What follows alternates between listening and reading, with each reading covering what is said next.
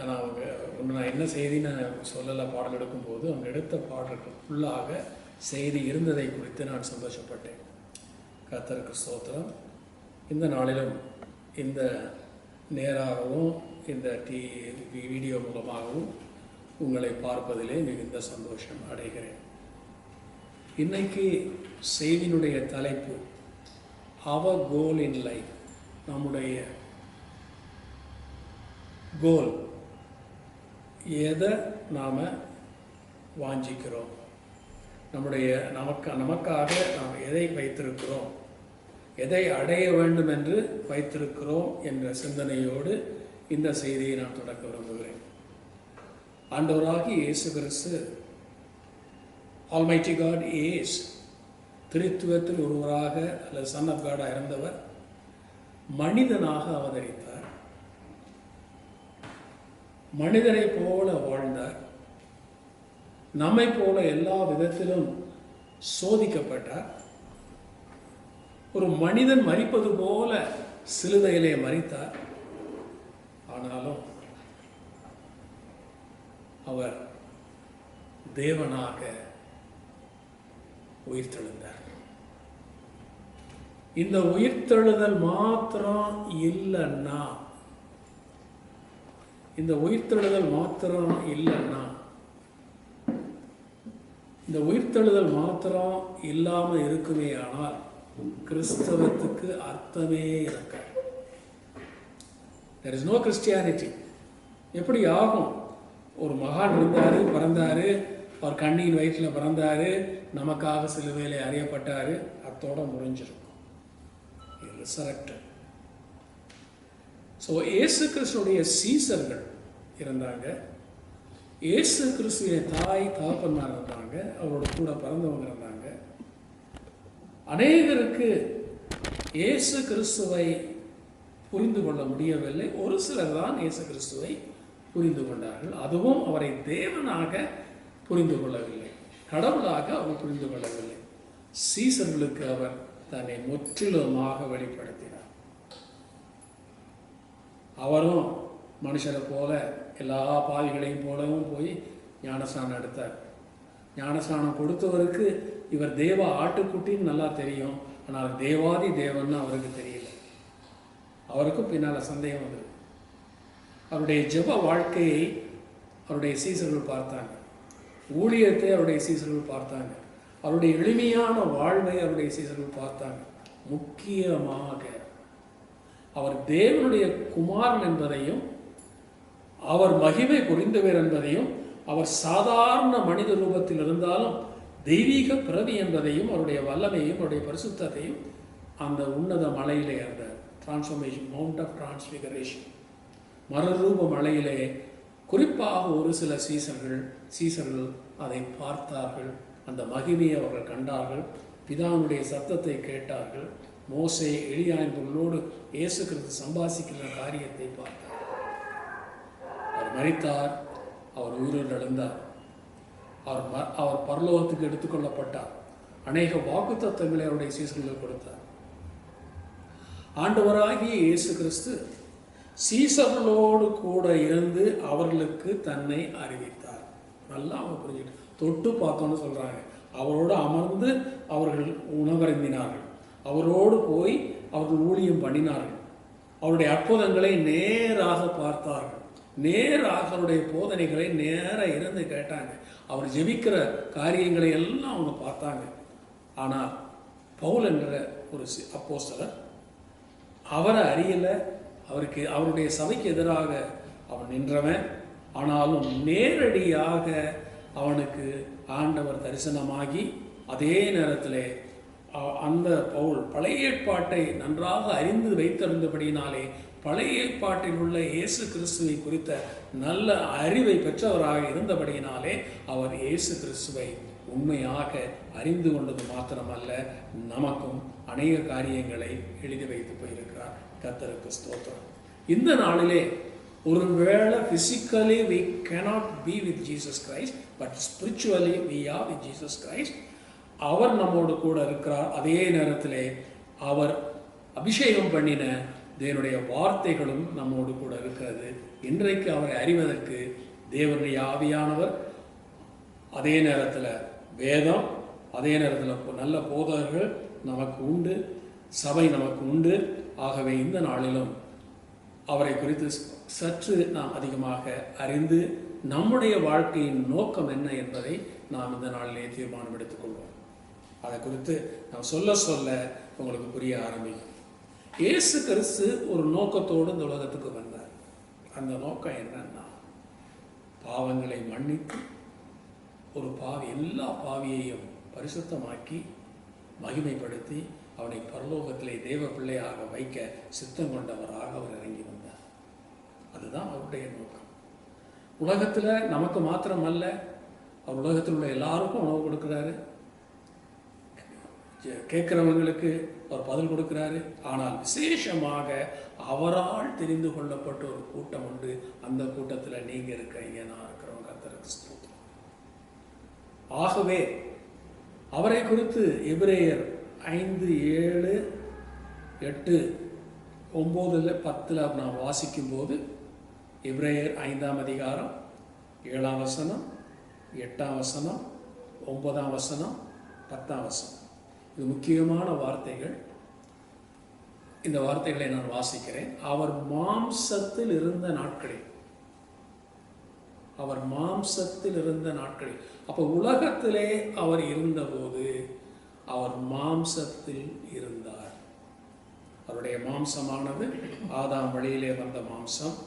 ஆகிலும் தம்மை மரணத்திலிருந்து ரட்சிக்க வல்லமை உள்ளவரை நோக்கி பலத்த சத்தத்தோடும் கண்ணீரோடும் விண்ணப்பம் பண்ணி வேண்டுதல் செய்து தமக்கு உண்டான பயபக்தியின் நிமித்தம் கேட்கப்பட்டு, ஆக அவர் உலகத்திலே மாம்சமாய் இருந்த காலங்களிலே அவருடைய ஜெபமானது, அவருக்காக ஜெபித்த ஜெபமானது, மரணத்திலிருந்து ரட்சிக்க வல்லமை உள்ள தேவனை நோக்கி. ஆகவே இந்த மாம்சத்தில் இருந்த காலங்களிலே அவர் முற்றிலுமாக தேவனுக்கு கீழ்ப்படிய வேண்டும், இதனுடைய சித்தத்துக்கு கீழ்ப்படிய வேண்டும், தான் அனுப்பின நோக்கத்தை நிறைவேற்ற வேண்டும், ஒரு பாவம் கூட தன்னிடத்தில் வந்து விடக்கூடாது என்று போராடி அவர் ஜெபம் பண்ணினார். இந்த ஜெபத்தை சீசர்கள் கேட்டதுனால அதை நல்லா இந்த பகுதியிலே நாம் எழுதி இருக்கிறதை நாம் பார்க்கிறோம். 8ஆம் வசனத்தில் அவர் குமாரனாய் இருந்தும் பட்ட பாடுகளினாலே கீழ்ப்படிதலை கற்றுக்கொண்டு, அவர் குமாரன், அதே நேரத்தில் அவரும் பாடுபட்டார், பட்ட பாடுகளினாலே கீழ்ப்படிதலை கற்றுக்கொண்டு. இது நமக்கு புரியல. ஆகிலும் கீழ்ப்படிதலை கற்றுக்கொள்வதற்கு பிதா அவருக்கு கொடுத்தது பாடுகள். அது மாத்திரமல்ல, அவருக்கும் ஒரு பூரணம் இந்த உலகத்திலே தேவையாய் இருந்தது. தாம் பூரணமான பின்பு, பூரணம்னு நம்ம சொல்லும்போது அது தேவ சித்தத்தை முழுமையாக நிறைவேற்றி பாவம் இல்லாது ப்ரூவ் பண்ணி இருக்கிற ஒரு வாழ்வே பூரண வாழ்வு.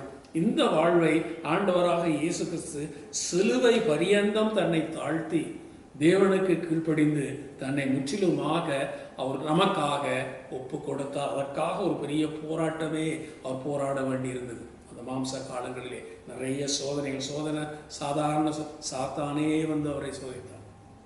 நிறைய சோதனைகள் இருந்தது. மனிதர்கள் அவர்களை சோதித்தார். குருமார்கள், அதாவது போதகர்கள், ஆசாரியர்கள், வேதபாரர்கள் அவர்களை சோதித்தார். எத்தனையோ சோதனைகள் மத்தியிலும் அவர்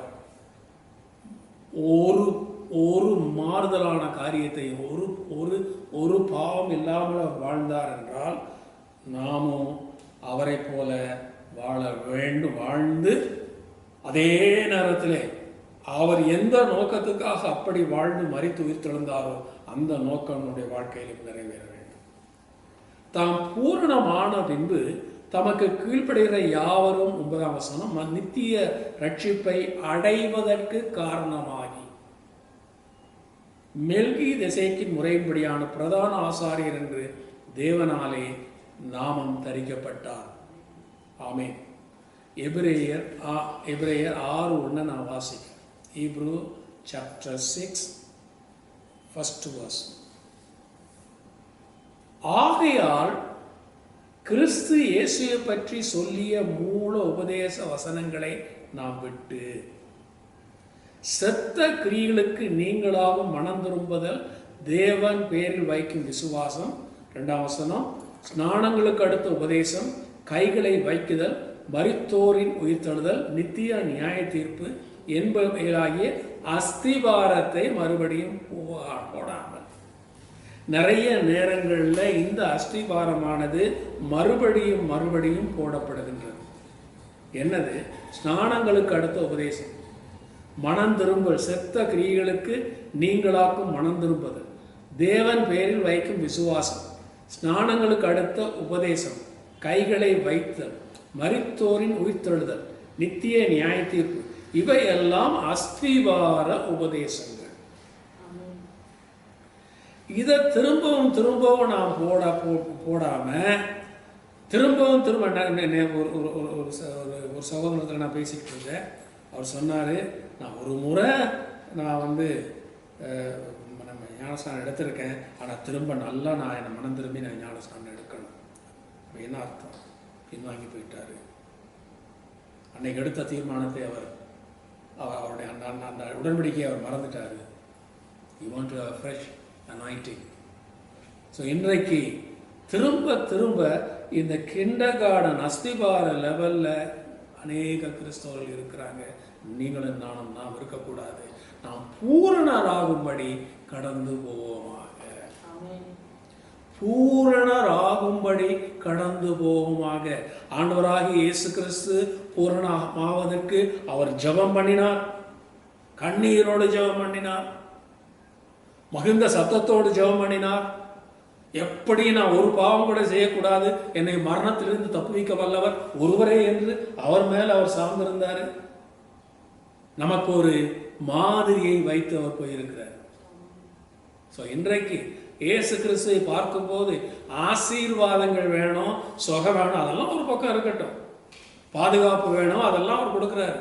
அதெல்லாம் உலக தேவைகள் நமக்கு எல்லாவற்றையும் அருளுகிறதே. ஆனால் நமக்கு ஒரு நோக்கம் இருக்கணும், நான் பூரணமாகும்படி கடந்து போக வேண்டும் என்ற ஒரு நோக்கம், ஒரு முயற்சி, ஒரு ஆவிக்குரிய விழிப்புதல் நமக்கு தேவை.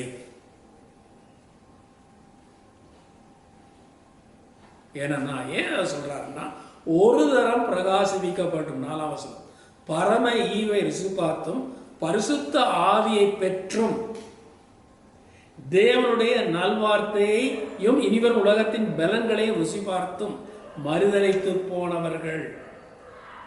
இப்ப என்ன அர்த்தம்? There is a possibility. இந்த கடைசி காலத்துல அநேக ஒரு பெரிய வீழ்ச்சியை எதிர்பார்த்து கொண்டு இருக்கிறோம். அதே நேரத்தில் நிறைய பேர் ஆண்டவரை விட்டு வேறு திசைக்கு போவாங்கன்னு தீர்க்க தரிசனமும் இருக்கு. பெரிய ஒரு மாற்றங்கள் உலகத்தில் நடக்க போகுது. பிசாசு தயாராக இருக்கிறான். Deceive Christians to pull out people who are really shining. So இன்றைக்கு நாம் மறுதலித்து நாம் போகக்கூடாது, திரும்ப பாவத்துக்குள்ள போகக்கூடாது, திரும்ப நான் அதே செய்த பாவத்தை திரும்ப நான் செய்யக்கூடாது.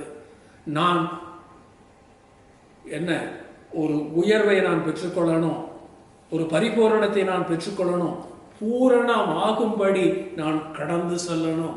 அதற்கு ஒரே வழி இயேசு கிறிஸ்து, அதற்கு ஒரே மாதிரி இயேசு கிறிஸ்து. அவரை நோக்கி அவர் இருந்த வண்ணமாக அவரை போல நாம் ஜெபிக்கிறவர்களாக, அவரை போல நாம் நின்று இந்த மாம்சத்தை ஜெயித்து நாம் மனிதத்து போனவர்களாக அல்ல, நாம் பூரணராகிறவராக கடந்து போக ஆண்டவர் நம்மை அழைக்கிறார். ஏன் பூரணமாகணும்? பூரணமாகி அவர் உயிரோடு எழும்பினார். Was perfected and he perfectly risen up. ஒரு பாவம் நடத்திருக்கும். So he lived sinless, he lived just like us, yet he has to do his own work. அவருடைய வேலையை செய்ய வேண்டியிருந்துச்சு, பாடுபட வேண்டியிருந்துச்சு, கீழ்ப்படிய வேண்டியிருந்துச்சு, கற்றுக்கொள்ள வேண்டியிருந்துச்சு. அவர் பூரணரானார், பூரணராக சிலுவைக்கு சென்றார். பரிபூரணமாக மகிழ்ச்சியோடு சந்தோஷத்தோடும் ஆரவாரத்தோடும் அவர் எழும்பினார். அவர் முதலாவது உயிர்த்தெழுதல் முதல் பேரானார். ஆக 2 குரூப் ஆஃப் பீப்புள் இருக்கிறாங்க. ஒரு குரூப் பூரணமாக போகிறவங்க, இன்னொரு group there is no stagnation, இன்னொரு குரூப் மறுதலித்து போகிறவங்க. இந்த 2 குரூப்பில் இன்னைக்கு நாம் எந்த குரூப்பில் இருக்கிறோம்? நாம் பூர்ணராகுகிற ஆக்டிவ் கிறிஸ்டியனாக இருக்கணும். ஆக we should not continue to stay in kindergarten but should progress toward completion and perfection. கடந்து செல்லணும். இது ஆண்டவருடைய விருப்பம். ஸோ இப்போ what is our goal in our Christian life? இதை குறித்து கொஞ்சம் சொல்ல நான் விரும்புகிறேன். யாருடைய லைஃப்ல இருந்து இயேசு கிறிஸ்துடைய வாழ்லிருந்து ஒரு காரியத்தை நாம் பார்த்தோம். இப்போ நம்முடைய வாழ்லிருந்து நம்ம பார்க்கறதுக்கு நமக்கு ஒரு உதாரணம் இருக்கு. நம்முடைய பரிசுத்த பவுலை குறித்த அவர் எழுதின காரியத்தை குறித்து நாம் பார்க்க போகிறோம். என்ன சொல்றாரு? பிலிப்பியன்ஸ் 3ஆம் அதிகாரம் 10ஆம் வசனத்தில் கடைசி பகுதியில் அவர் சொல்றாரு, எப்படி ஆயினும் நான் மரித்தோரிலிருந்து உயிரோடு இருந்திருப்பதற்கு தகுதியாகும் படிக்கு. ஸோ அவருக்கு ஒரு கோல் இருந்தது. என்ன கோல்? somehow by any means I might attain unto the resurrection of the dead. He didn't say I will attain. He says now, அவர் சொல்றாரு, by any means I might attain unto the resurrection of God.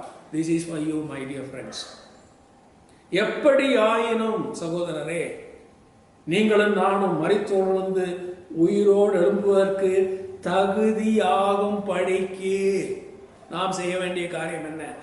இப்படி நான் அவரையும் அவருடைய உயிர்த்தெழுதலின் வல்லமையையும் அவருடைய பாடுகளின் ஐக்கியத்தை அறிகிறதுக்கு, அவருக்கு அவருடைய மரணத்துக்குப்பான மரணத்துக்குள்ளாகி அவருக்காக எல்லாவற்றையும் நஷ்டமென்று விட்டேன், குப்பையுமாக எண்ணுகிறேன். 12ஆம் வசனம், நான் அடைந்தாயிற்று அல்லது முற்றிலும் தேர்ந்தவன் ஆனேன் என்று எண்ணாமல்.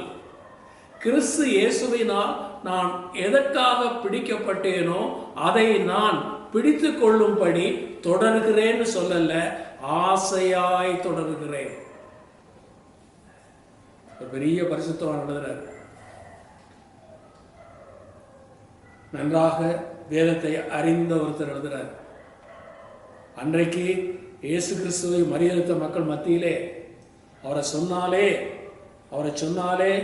கொல்லப்படுகின்ற காலத்திலிருந்து அந்த காலங்களில் எழுதுறாரு, நான் அடைந்தாயிட்டுன்னு சொல்லலை, எனக்கு ஒரு கோல் இருக்கு.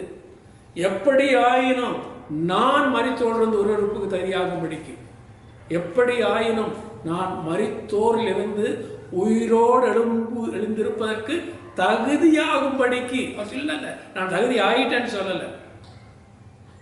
Let us very careful. Either you progress toward perfection or you are going down, going away from perfection, away from your present state. ஒரு வருஷம் கடந்து போயிட்டு கொஞ்சம் நம்ம ஆராய்ந்து பார்ப்போம், நம்ம எங்க நிற்கிறோம், முன்னேறி இருக்கிறோமா?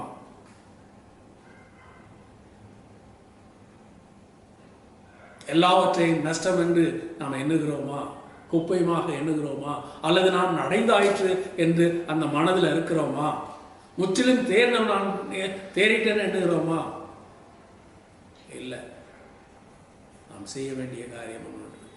கிறிஸ்து இயேசுவினால் நான் எதற்காக பிடிக்கப்பட்டேனோ அதை நான் பிடித்து கொள்ளும்படி ஆசையாய் பின்தொடர்கிறேன். 13 சொல்றார், சகோதரரே அதை பிடித்து கொண்டேன் என்று நான் எண்ணுகிறதில்லை, ஒன்று செய்கிறேன், பின்னானவைகளை மறந்து முன்னானவைகளை நாடி இயேசு கிறிஸ்துவுக்குள் தேவன் அழைத்த பரம அழைப்பின் பந்தய பொருளுக்காக இலக்கை நோக்கி தொடர்கிறேன். There is a goal. இலக்கை நோக்கி நான் தொடர்கிறேன், பின்னானவைகளை மறந்து முன்னானவைகளை நாடி. இன்னைக்கு ஒரு காரியத்தை செய்வோம், நமக்கு ஒரு புதிய வருஷம் வரப்போகுது, பழைய காரியங்களை ஒன்றும் மாற்ற முடியாது. ஆனால் இலக்கு நமக்கு என்னவாக இருக்கணும்? நான் பூரணத்தை நோக்கி ஓடணும். எப்படி ஆயினும் உயிர்த்தெழுதல்ல நான் பங்கடையணும். இந்த இலக்கு நமக்கு வேணும். ஆசையாய் அதை பிடித்து கொள்ளும்படி நாம் தொடரணும். பூரணர் ஆகும்படி நாம் கடந்து செல்லணும். பரம அழைப்பின் பந்தய பொருளுக்காக. அப்படின்னா என்ன? அதை எப்படியும் பெற்றுக்கொள்ளணும். பந்தய பொருள் சும்மா கிடைக்காது. எல்லாரும் எல்லாம் கிஃப்ட் கிஃப்ட் கிஃப்ட், பரலோகம் கிஃப்ட்னு சொல்றாங்க. Yes, it's a gift, but we have to do our work. நம்ம ஓடித்தான் ஆகணும். நம்ம ஆண்டோட கரத்தில் விட்டு தான் கொடுக்கணும். ஜெபிக்க வேண்டிய நேரத்தில் ஜெபிக்கணும். பாவத்தை எதிர்க்கணும். பரிசுத்தமாய் வாழ வேண்டும் என்ற எண்ணம் நமக்குள்ள வரணும். நம்ம சிந்தை போன போதில்லாமல் நம்ம போக முடியாது. வாலிப பிள்ளைகள் கேட்டுக்கிட்டு இருந்தால் தயவு செய்து நல்லா புரிஞ்சுக்கிங்க. You have to control yourself. You need to have God's presence. You have to pray for God, plead God. Surrender your life to God. எதற்காக பிடிக்கப்பட்டீர்களோ அதை அடைய வேண்டும் என்ற எண்ணம் உங்களுக்கு வேணும். உலகத்தை பிடிக்கல. உலகத்தில் நம்ம இருக்க வரைக்கும் நமக்கு தேவைகள் உண்டு. அதை ஆண்டவர் கொடுப்பார். எந்த சித்தத்தில் எந்த வகையில் நாம் போக வேண்டும் என்று ஆண்டவர் தீர்மானிக்கிறாரோ அதில் போகிறதுக்கு நம்ம தைரியமாக இருப்போம். அவங்கெல்லாம் இப்போ பரிசுத்தம் நல்ல வேலையில் இருந்தவங்க விட்டுட்டு வந்தார். எல்லாத்தையும் குப்பை, எல்லாத்தையும் நஷ்டம். நல்ல பேர் அவருக்கு, படித்த இடம் பெரிய இடம், சிட்டிசன்ஷிப் அவருக்கு ரோமன் சிட்டிசன்ஷிப், அதெல்லாம் குப்பைன்னு என்னார். நான் எப்படியும் எதற்காக நான் பிடிக்கப்பட்டேனோ அதை நான் அடைய வேண்டும். நான் பூரணமாகும்படி நான் கடந்து செல்ல வேண்டும். பின்னாடுகளை மறந்து முன்னாடுகளை நோக்கி செல்லணும். பின்னால காரியத்தை ஒன்றும் நான் மாற்ற முடியாது. பட் நமக்கு ஒரு ஃப்ரெஷ்ஷாக ஒரு நாள் இருக்குது. நாளைக்கு ஒரு நாள் அதனுடைய வருகை வரப்போகுது. எப்போ வரும் நமக்கு தெரியாது. அதற்கு நாம் ஆயத்தமாக இருக்க நம்மை தேவன் அழைக்கிறார், இன்றைக்கு அழைக்கிறார். கர்த்தருக்கு ஸ்தோத்திரம். So resurrection should be our goal. Don't think things will happen just like that. We should run a race. இலக்கை நோக்கி நாம் தொடர்ந்து ஓட வேண்டும். இயேசு கிறிஸ்து ரிசரக்ஷனை குறித்து போதிச்சாரா? நிறைய காரியங்களை ஆண்டவராகிய இயேசு கிறிஸ்து போதித்தார். So இன்றைக்கு I would like to stress you that Jesus preached about resurrection. அவர் உயிர்த்தெழுதலை குறித்து பிரசங்கித்தார். யோவான் 11:25. யோவான் 15:25. இது மார்த்தாள் மரியாள் வீட்டில் நடந்த ஒரு சம்பவம். இயேசு அவளை நோக்கி, நானே உயிர்த்தெழுதலும் ஜீவனுமாய் இருக்கிறேன். என்னை விசுவாசிக்கிறவன் மரித்தாலும் பிழைப்பான். This is a promise. It is to you and to me, for all of us. நானே உயிர்த்தெழுதலும் ஜீவனுமாய் இருக்கிறேன். என்னை விசுவாசிக்கிறவன் மரித்தாலும் பிழைப்பான். ஆண்டவரே சொன்னார். இயேசு கிறிஸ்து நிச்சயமாக உயிர்த்தெழுதலை குறித்து போதிச்சதுனால தான் உயிர்த்தெழுதல் இல்லைன்னு சாதிக்கிற சில மக்கள் அவரிடத்துல ஒருத்தனுக்கு 7 பேர் இருந்தாங்க. எத்தனையோ கொண்டாடி இருந்தாங்க. ஒருத்தர் கட்டிட்டு போனாங்க. ஒருத்தர் யாருக்கு புருஷனா இருப்பானு கேட்குற காம்ப்ளெக்ஸ் ஹிஸ்டரின்னு கேட்குறாரு. ஸோ பீப்புள் இன்றைக்கும்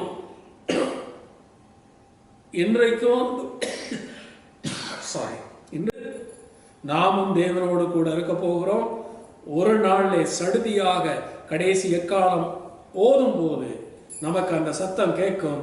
நாம் அவரோடு கூட பறந்து போகத்தக்கதாக, தேவனோடு கூட சேரத்தக்கதாக, இயேசு கிறிஸ்துவோடு கூட சேரத்தக்கதாக நாம் தயாராயிருக்கணும். So our goal is to be always ready to fly away. Always ready.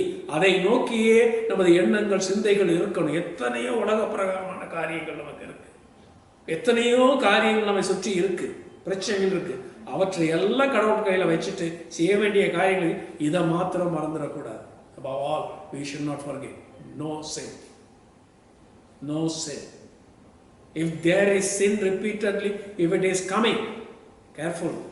Either you have to go downward or upward. Downward we go, you will lose your soul. நான் இயேசு கிறிஸ்துவை அறிஞ்சிருக்கலாம், பரிசுத்த ஆவியை பெற்றிருக்கலாம், மூல உபதேசங்களை கேட்டிருக்கலாம். அப்படி இருந்தாலும் பின்னால போறதுக்கு வாய்ப்பு உண்டு என்று வேதம் சொல்லுது. One saved is not saved at all. You got to run the race towards perfection. Amen. அப்போஸ்தலர் 1 அதிகாரம் 3 வசனத்தில் என்ன பார்க்குறோன்னா, இயேசு கிறிஸ்துவை குறித்து சொல்லப்பட்டிருக்கிறது. அவர் பாடுபட்ட அப்போஸ்தலர் 1 அதிகாரம் 3 வசனம். அவர் பாடுபட்டு 40 நாளளவும் அப்போஸ்தலருக்கு தரிசனமாகி தேவனுடைய ராஜ்யத்தைக்குரியவனை அவனுடைய பேசி அநேக தெளிவான திருஷ்டாந்தங்களினாலே அவர்களுக்கு தம்மை உயிரோடு இருக்கிறவராக காண்பித்தார். அவர் முன்னால உயிரோடு இருந்தது வேற, இப்போ உயிரோடு இருக்கிறது வேற. இப்போது இருப்பது உயிரோடு எழும்பின சரீரம். பாவம் அங்க கிட்ட போக முடியாது. அவர் ஜெபிக்க வேண்டியதில்லை. எந்த ஆயுதமும் அதை தாக்க முடியாது. அது பரிபூர்ணமாக தேவகுமாரனாக முற்றிலுமாக, இது மாம்ச சரீரம் அல்ல, இது ஆவியின் சரீரம், மகிமையின் சரீரம். இந்த சரீரத்தை அவர் பெற்றவராக அவர்களை காண்பிக்கிறது மாத்திரமல்ல, இந்த மாதிரி நீங்களும் ஒரு நாள்ல மாறுவீங்க. திரும்ப சொல்லிட்டே போன இதை போதீங்கன்னு சொன்னார். இது காஸ்பல். பாவத்தை மன்னிப்பது ஒன்று, உயிரோடு நாம ரிசரக்ட் ஆகுது இன்னொரு காரியம். பாவத்தை மன்னிச்சுட்டு பாவத்திலே வாழ்ந்து கொண்டிருந்தா no way a person will go to heaven. It's not biblical teaching. It's a deceptive teaching, deceptive understanding. You should be sensitive to sin. ஆவி ஆத்மா முழுவதும் பரிசுத்த ஆவியினாலே நிரம்பி மாம்ச கிரியைகளை ஒழிக்கலனா நாம் சாகவே சாவோம். இயேசு கிறிஸ்து உயிரோடு இருக்கிறவராக அவர் ஆகவே இந்த அப்போஸ்தலர்கள் என்ன செஞ்சாங்க? they preached resurrection.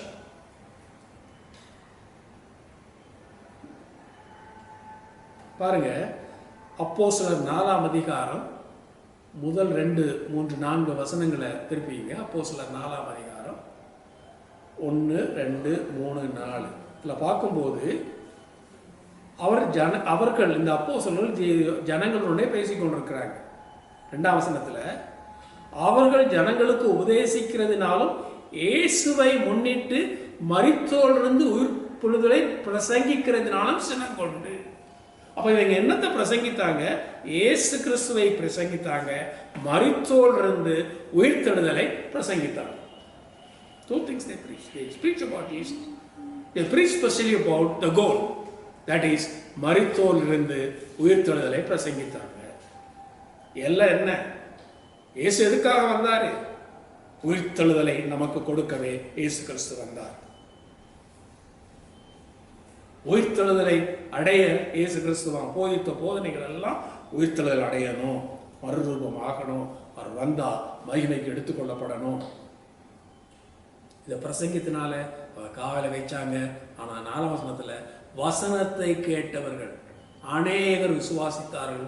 அவர்கள் தொகை ஏறக்குறைய 5000 இருந்தது. இப்போ உயிர்த்தெழுதலை குறித்து போதிக்க வேண்டியது, அறிந்து கொள்ள வேண்டியது, அதற்காக ஆயத்தப்படுத்த வேண்டியது, அதற்காக அதை போதிக்க வேண்டியது நம்முடைய பொறுப்பாக இருக்கிறது. அப்போஸ்தலர் 4ஆம் அதிகாரம் 32ஆம் வசனத்துல இவ்வாறாக பார்க்கிறோம். அப்போஸ்தலர் 4:32 விசுவாசிகளாக ஒரு பெரிய ஒரு மாறுதல் ஏற்பட்டது. ஒரு social spiritual revival among the disciples. விசுவாசிகளானிய திரளான கூட்டத்தார் இன்னைக்கு 5 குடும்பம் 6 குடும்பம் ஒரு குடும்பத்துக்குள்ள 3 பேரோ 4 பேரோ 5 குடும்பத்துக்குள்ளேயே ஒன்றா இருக்க முடியல.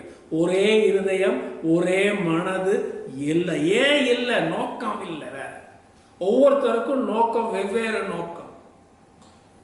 நான் அதை சாதிக்கணும், நான் இதை செய்யணும், நான் அப்படி போகணும், நான் எப்படி போகணும். அதே நேரத்தில் ஒருத்தருக்கு ஒருத்தர் குறை, சண்டை, சச்சரவு குடும்பத்துக்குள்ள, சபைக்குள்ள. ஏன்? நோக்கம் இல்லை, சரியான கோல் இல்லை. இப்போ விசுவாசிகளாகிய திரளான கூட்டத்தார் ஒரே இருதயமும் ஒரே மனதுள்ளவருமாய் இருந்தார்கள். எல்லாத்தையும் பொதுவாக அவர்கள் வைத்தாங்க. கர்த்தராகிய இயேசுவின் 33ஆம் வசனம் முக்கியமான வசனம். கர்த்தராகிய இயேசு கிறிஸ்துவின் உயிர்த்தெழுதலை குறித்து அப்போஸ்தலர்கள் மிகுந்த பலமாய் சாட்சி கொடுத்தார்கள். அல்லேலூயா. இன்னைக்கு இந்த வாரம் பூரா நம்ம இயேசு கிறிஸ்துவின் பிறப்பை குறித்து அநேக செய்திகள் அநேக இடங்களில் கொடுக்கப்பட்டிருக்கு. ஆனால் அப்போஸ்தலர்கள் எந்த இடத்திலும் அவருடைய பிறப்பின் மகிமையை குறித்து அதிகமாக பேசல. அவங்க பேசின காரியம் கர்த்தராகிய இயேசு கிறிஸ்துவின் உயிர்த்தெழுதலை குறித்தே அவர்கள் பலமாய் சாட்சி கொடுத்தார்கள். அவர்கள் எல்லார் மேலும் பூரண கிருபை உண்டாயிருந்தது. With great power gave the apostle witness of the resurrection of the Lord Jesus Christ. This is most important, dear friend. Resurrection is most important. Resurrection of Jesus Christ is most important. And the same way, resurrection as your life is also more important. நாம உயிரோடு எழும்பணும். நம்முடைய குடும்பத்தில் உள்ளவர்கள் மறுரூபமாகணும். நம்முடைய குடும்பத்தில் நாம் எல்லாரும் ஏக சிந்தையாக ஒரே ஒரு நோக்கத்தை உடையவர்களாக இருக்கணும். எப்படி ஆயினும் நான் எதற்காக பிடிக்கப்பட்டேனோ அதை பிடிக்க நான் ஆசையாய் பின்தொடரணும். எல்லாரும் அதே நோக்கம் உடையவர்களாக இருக்கணும். அதே நேரத்தில் நமக்கு என்ன வேணும்னா, நான் எப்படி ஆயினும் உயிர்த்தெழுதல் அடையணும், அதற்காக பூரணத்தை நோக்கி நான் செல்லணும் என்ற ஒரு நோக்கம் எல்லாருக்கும். If not, you need not to be a Christian. You can go away and find your life peaceful, heavy, like anything. உலகத்தில் உள்ள உலகத்தில் எத்தனையோ மக்கள் இருக்காங்க. அவங்க சாமர்த்தியத்தில் பொழைச்சிக்கிறாங்க, என்னென்னமோ பண்ணுறாங்க, பொழைச்சிக்கிறாங்க. ஆனால் நமக்கு பொழைப்பு எங்கே இருக்குன்னா இயேசு கிறிஸ்துவில் இருக்கு. அவர் உயிர்த்தெழுந்த வண்ணமாக நாமும் அவர் வருகையிலே மரித்தோமானால் உயிரோடு எழும்பணும், அல்லது மரிக்காமல் இருப்போமே ஆனால் நாம் மறுரூபமாகி எழும்பி ஓடணும். கர்த்தருக்கு ஸ்தோத்திரம். அவங்க எல்லா பணத்தையும் கொண்டு வந்தாங்க, நிறைய பணத்தை கொண்டு வந்தாங்க, ஒருவருக்கும் குறைவா இல்லை. அப்போஸ்தலர் பாதத்தில் வைத்தாங்க. ஒரு கிரேட் ரிவைவல், யாரும் கேட்கல. ஏக மனது, ஏக சிந்தை, ஒரு பெரிய எழுப்புதல். இந்த எழுப்புதல் இந்த கடைசி காலத்தில் வரணும்னா நம்ம செய்ய வேண்டிய காரியம், நாம் உயிர்த்தெழுதலை நோக்கி போகணும். அதுக்கு நம்மை ஆயத்தப்படுத்தணும்.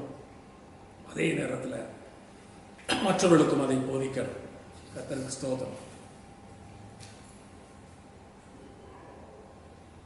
பரிசுத்த பவுல் எல்லா மனுஷருக்கும் போதிச்சார். எல்லா மனுஷருக்கும் அப்போஸ்தலர் 17 அதிகாரம் என்ன போதித்தாரு? What he preached, Jesus and resurrection. He preached இயேசுவை குறித்தும் உயிர்த்தெழுதலை குறித்தும் அவர் போதிச்சார்.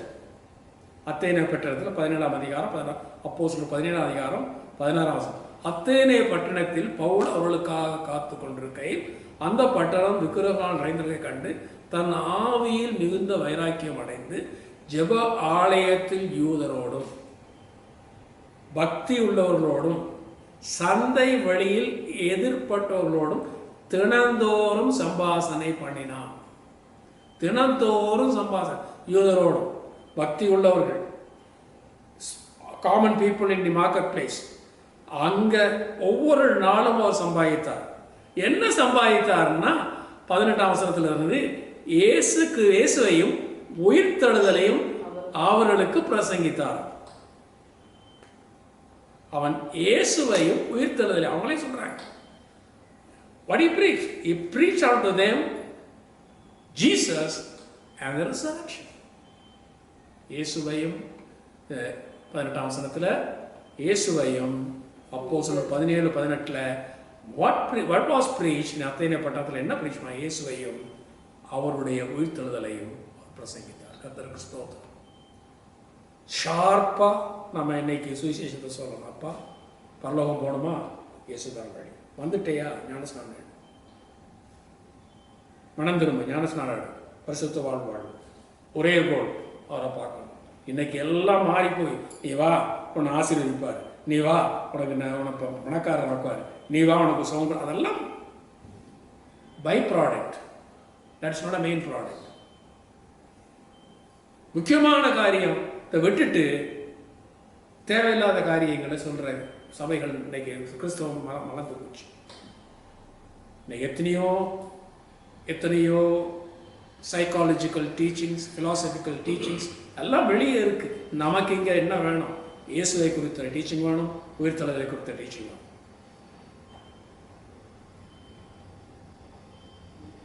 பழைய ஏற்பாட்டில் இந்த உயிர்த்தெழுதலை குறித்த ஒரு டீச்சிங் இருக்குதா? நான் யோசித்து பார்த்தேன். ஆமாம், இருக்கு.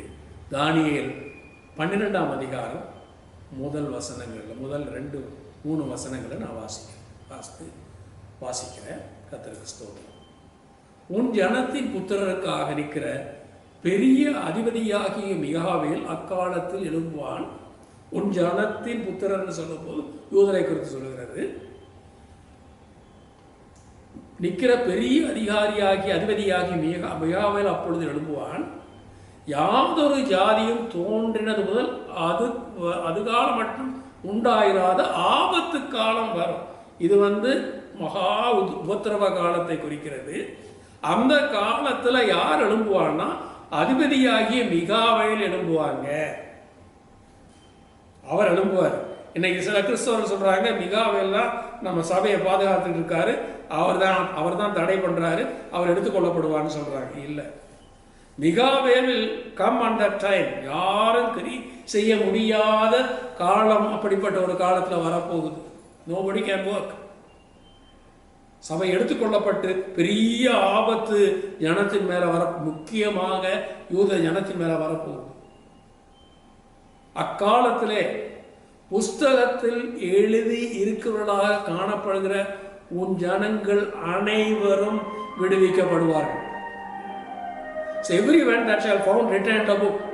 So அன்றைக்கு தெரிந்து கொள்ளப்பட்ட இஸ்ரவேல் ஜனங்கள் மீட்கப்படுவதற்காக, விடுவிக்கப்படுவதற்காக, அவர்கள் பத்திரமாக்கப்படுவதற்காக மிகாவேல் இறங்கி வர வேண்டியது. 2ஆம் வசனம்.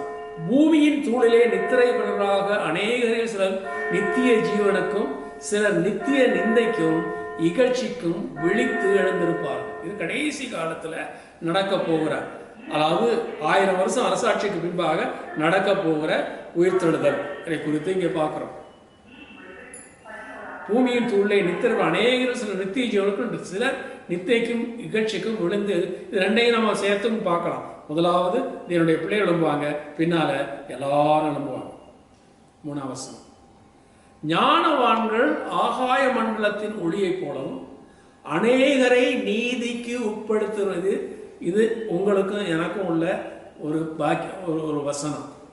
ஞானவான்களாக நாம் இருக்கணும். அதே நேரத்தில் அநேகரை நீதிக்கு உட்படுத்துவர்களாக நாம் இருக்கணும்.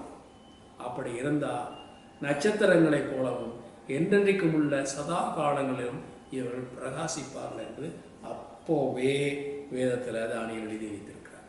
கர்த்தருக்கு ஸ்தோத்திரம். நாம் ஞானவான்களாக மிளிர்களாக நாம் இருக்கணும். நாம் அநேகரை நீதிக்கு உட்படுத்துவர்களாக இருக்கணும்.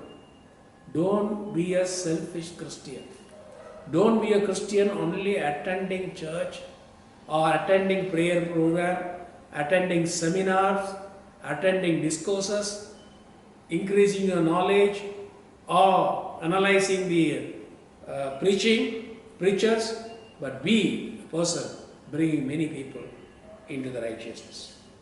நம்மை போல பரிசுத்த பவுல் எதை நோக்கி போனாரோ அதை நோக்கி போவதற்கு நம்மையும் ஆயத்தப்படுத்துவதற்காக அவர் எழுதி வைத்திருக்கிறார்.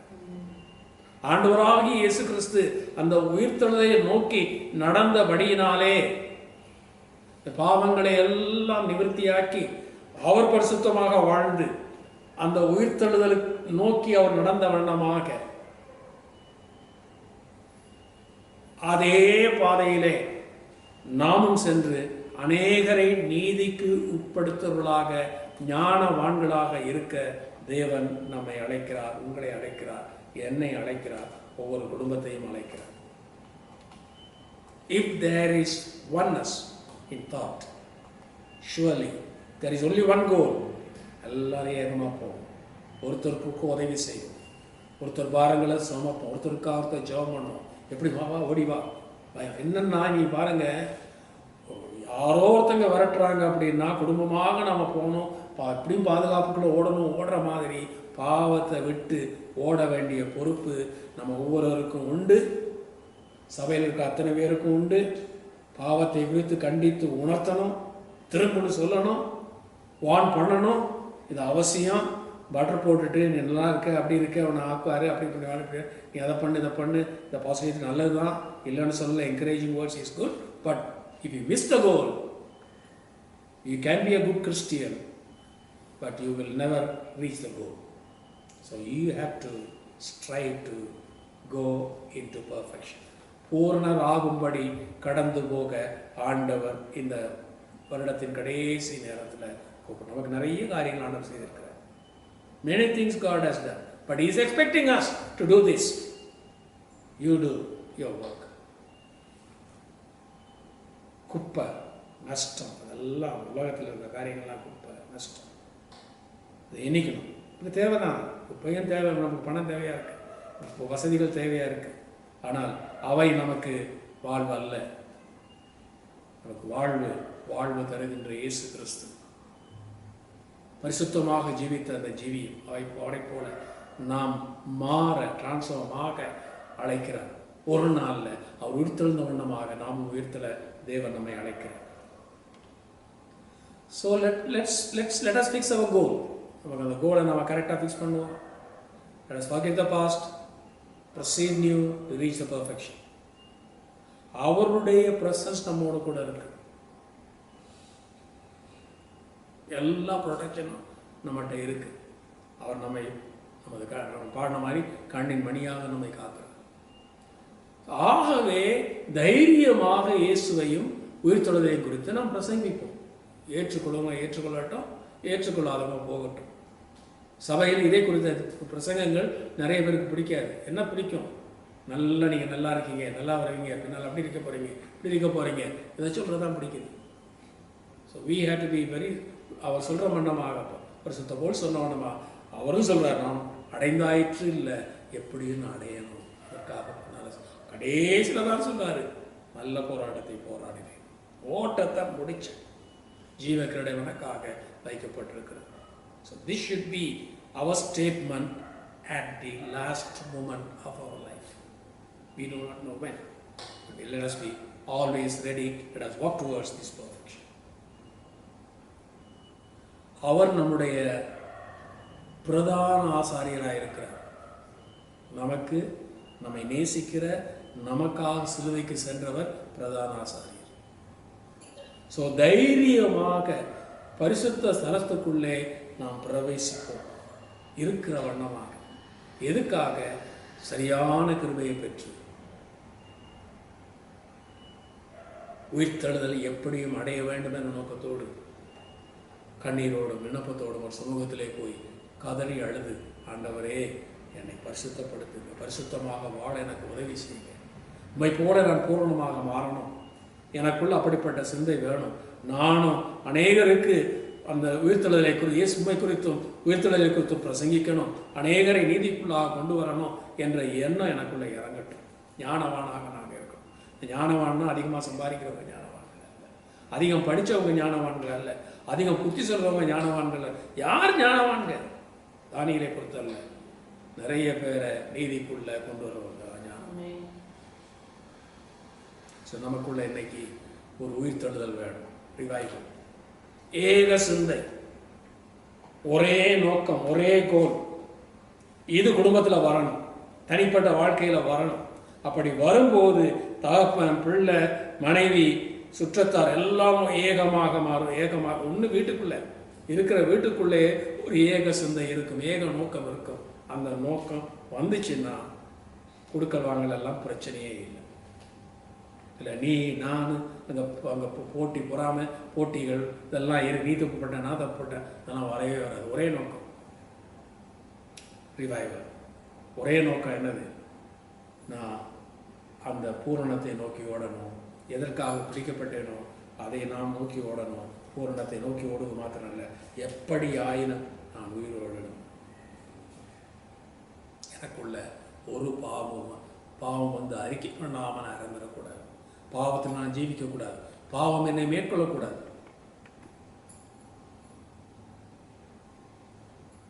இன்னைக்கு கிறிஸ்தவர்களுக்கும் இந்த போதனை தேவை.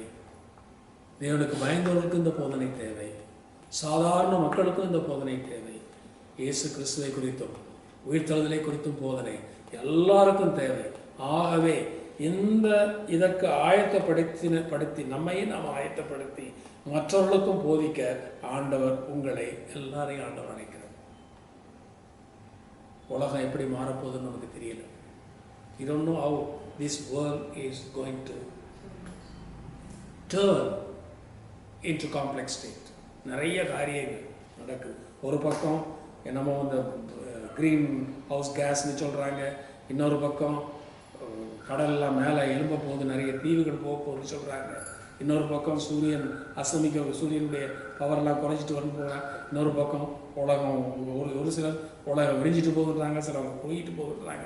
நிறைய காரியங்கள் there are lot of things happening here in the universe and also lot of things happening in the government in high places. பிசாசும் அவனுடைய வேலையை அவன் செய்துட்டு இருக்கான். God is also doing his work. So இப்படிப்பட்ட காலங்களில் இனி நல்ல காலம் வரும் அப்படின்னு நான் போதிக்க நான் விரும்புகிறேன், சொல்லவும் விரும்பலை. ஸோ வருங்காலங்கள் எப்படி இருந்தாலும், அது நல்லதாக இருந்தாலும் அது கெட்டதாக இருந்தாலும், changes are going to come which are going to be difficult for a man to live sinless life. ஒரு பாவம் இல்லாத வாழ்வு வாழ்வதற்கு கடினமான காலங்கள் வரப்போகுது, வந்துகிட்டு இருக்கு. ஸோ இன்றைக்கு நமக்கு தேவை இயேசு கிறிஸ்துவின் சுவிசேஷம், அவரை குறித்த அறிவு, அவருக்காக பிடிக்கப்பட்ட நிலைமையில தொடர்ந்து அவரை பின்தொடர்ந்து ஓடி, பின்னானவைகளை மறந்து முன்னானவைகளை நோக்கி ஓடி, நம்ம எதற்காக பிடிக்கப்பட்டேனோ அதை பிடிப்பதற்கு ஆசையாக தொடர வேண்டிய ஒரு சூழ்நிலையிலே நாம் இருக்கிறோம். Just like that. நல்லா தெரியும், ஃப்ளட் வந்தபோது யாரும் தப்ப முடியல. After that no planning good be done. Plan பண்ணி தேவ காரியம் நடத்துவான். பிசாசின் ஆட்சி அது. அவனால் சமாதானத்தை கொண்டு வர முடியாது. சமாதானம் சொல்லுவான், ஆனால் நிறைய போராட்டங்கள் நடக்கும், உலக யுத்தங்களும் வரும்னு சொல்கிறாங்க. ஒரு காரியம், கிறிஸ்துவுக்குள்ளே இருக்கிறவங்க இதையெல்லாம் பார்க்க மாட்டாங்க. அவரோட கூட மனவாட்டியாக, அவருடைய தோழர்களாக அங்கே சந்தோஷமாக இருந்து 7 வருஷம் முடிஞ்ச பிறகு இந்த உலகத்தை ஆட்கொள்ள அவர்கள் இறங்கி வருவார்கள். நல்ல சகோதரர்களே, சகோதரிகளே, தேவ குமாரர்களே, தேவனாலே பிடிக்கப்பட்டிருக்கிறேன். கொஞ்ச நேரம் சிந்தித்துப்போம். நம்முடைய சொந்த வாழ்க்கை, நம்முடைய குடும்ப வாழ்க்கை, நம்முடைய கிறிஸ்தவ வாழ்க்கை, நம்முடைய நோக்கம். நான் ஒரு திருமண வைபவத்துக்கு நான் ரீசெண்டாக போயிருந்தேன். அங்கே அவர் சொன்னார், இன்றைக்கி அநேக கிறிஸ்தவனுடைய நோக்கம் என்ன? மேட்சிங், ஹேட்சிங் அண்ட் டிஸ்பேட்சிங். திருமணம் நடக்கணும், பிள்ளை வைக்கணும், பிற மரணம் வந்தால் கொண்டு போய் நல்லா அடக்கம் இருக்கணும். இதுதான் விரும்புகிறாங்க. பரலோகம் போகணும், மறுரூபம் ஆகணும் என்ற விருப்பம் அநேகருடைய மனங்களில் இல்லை இன்னைக்கு. ஸோ இந்த நாளில் அதனுடைய சத்தியத்தை குறித்து இன்னைக்கு நான் பேசுகிற காரியம் காலையில் நான் முழிச்சிருக்கும் போது பேசலை, ராத்திரி தூங்கி கொண்டு இருக்கும் போது என் தூக்கத்தில் ஆண்டவர் பேசின அந்த உணர்த்தின காரியங்களைத்தான் உங்கள் மத்தியில் நான் வைக்கிறேன். மறுரூபமாகி தன்னை வெளிப்படுத்தினார், தேவன் என்று வெளிப்படுத்தினார், தொடர்ந்து தேவனுடைய கிரியைகளை வெளிப்படுத்தினார், ஆண்டவர் எப்படி இருப்பார்னு தான் வாழ்ந்து காட்டினார். சீசனில் அதை பார்த்தாங்க, உயிர்த்தலில் பார்த்தாங்க. இதெல்லாம் ஒரு பிக்சர் மாதிரி என் கண் முன்னாலாம் போச்சு, சத்தம் கேட்டுச்சு. ஸோ இதைத்தான் இன்னைக்கு பிரசங்கிக்கணும்னு நான் நினச்சிட்டேன். அதை தெளிவாக நான் வேதத்தை ஆராய்ந்து என்னுடைய வசனங்களை பொறுக்கி எடுத்து அதுக்கேற்ற வண்ணமாக பிரசங்கிக்க எனக்கு தேவன் கொடுத்த கிருபைக்காக நன்றி. இந்த நாளில் கொஞ்சம் பேர் தான் கேட்டுட்ருக்கீங்க. இன்னுமாக இதை நம்ம இன்டர்நெட்டில் போடும்போது அனைவரும் கேட்பாங்க. கர்த்தருக்கு ஸ்தோத்திரம், பரிசுத்த தேவனுக்கு ஸ்தோத்திரம். இந்த கேட்ட குடும்பங்கள், தனிப்பட்ட வாலிபர்கள், வாலிபர் ஸ்திரீகள், வாலிபர் பையங்க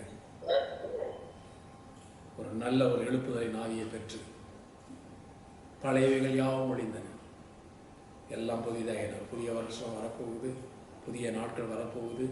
ஆகவே ஒரு நல்ல வைராக்கியத்தோடு, ஒரு நல்ல செயல்பாடோடு, இயேசு கிறிஸ்துவோடு நடந்து அநேக ஞானவான்களாக இருந்து நாமும் ஞானவான்களாக இருக்கணும். ஞானவான்களாக என்ன அந்த பாதையில் போகணும். அதே நேரத்தில் அநேகரை அந்த பாதைக்கு திருப்புகிற வல்லமை ஆண்டவர் கொடுப்பாரு. அந்த வல்லமையோடு அநேகரை ஆண்டவருடைய கொண்டு வரத்தக்கதாக தெய்வ கிருபையை நம்ம கொடுக்கட்டும். கர்த்தருடைய கரத்தில் நம்ம ஜெபம்